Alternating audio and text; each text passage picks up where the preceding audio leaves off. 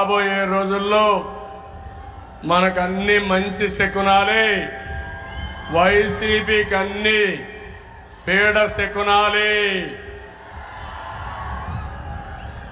వేదిక పైనున్న పార్లమెంట్ అభ్యర్థులు,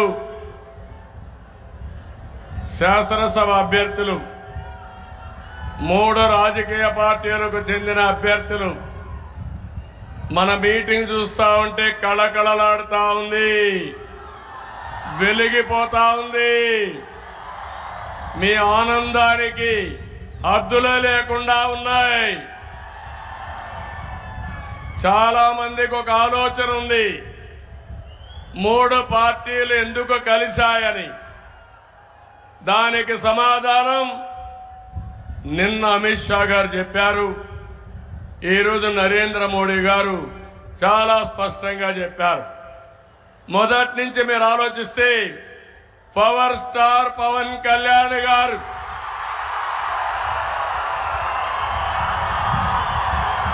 చాలా రోజులుగా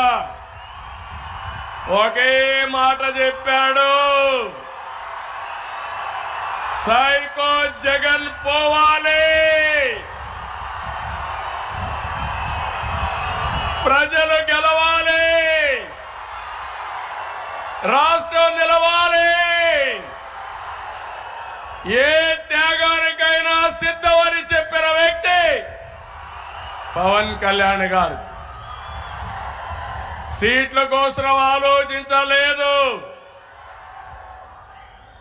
మళ్ళీ సినీ జీవితంలో ఆయనకి లేని గౌరవం ఇక్కడ వస్తుందని కాదు, నన్ను నమ్ముకున్న ఈ ప్రజల కోసం నేను కూడా త్యాగం చేయాలని ఇదే విశాఖపట్నానికి పవన్ కళ్యాణ్ గారు వస్తే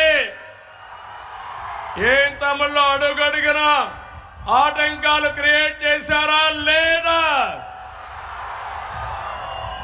ఉన్న పడంగా ఇక్కడి నుంచి వేరే ప్రాంతానికి తరలించారా లేదా అని అడుగుతున్నా. అనుకున్నాడు ఈ సైకో వీడబ్బ సొమ్ము విశాఖపట్నం అని. ఏ తమిళలో వీళ్ళ తాత జాగీరా అని మిమ్మల్ని అడుగుతున్నా. ఇంకా మీ కోపం రాలేదని అడుగుతున్నా.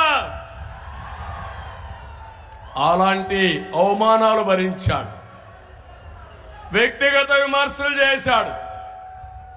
ఇకపోతే నా విషయం అయితే నేను ఒకటే చూశాను, పవన్ కళ్యాణ్ గారికి ఇక్కడ జరిగిన అవమానం చూసిన తర్వాత నేనే వెళ్ళి విజయవాడలో సంఘీభావాన్ని తెలియజేయడమే కాకుండా నేను పరామర్శించాను. తిరిగి నన్ను జైల్లో పెట్టినప్పుడు ముందు వెనుక చూడకుండా నేరుగా సంఘీభావాన్ని అలయన్స్ ఉంటుందని చెప్పిన మొట్టమొదటి వ్యక్తి పవన్ కళ్యాణ్ గారు. అది అతని చిత్తశుద్ధి. సినిమాల్లో హీరో కాదు, నిజ జీవితంలో ప్రజా జీవితంలో నిజమైన హీరో. అక్కడి నుంచి ప్రారంభమైన ఈ యాత్ర ఎన్నో ఇబ్బందులు పెట్టారు, అవమానాలు భరించాం, ఎన్నో సమస్యలను ఫేస్ చేశాం. మిమ్మల్ని కాపాడుకోవడని నిద్రలేని రాత్రులు కూడా గడిపాం. కానీ ఈరోజు చెప్తున్నా, ఎన్డీఏ గెలుపుని ఎవ్వడు ఆపలేడు.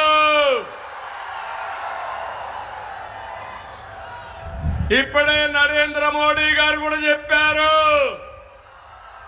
గెలుపు మనదే, డబల్ ఇంజన్ సర్కార్, అవినీతి ప్రభుత్వం ఇంటికి.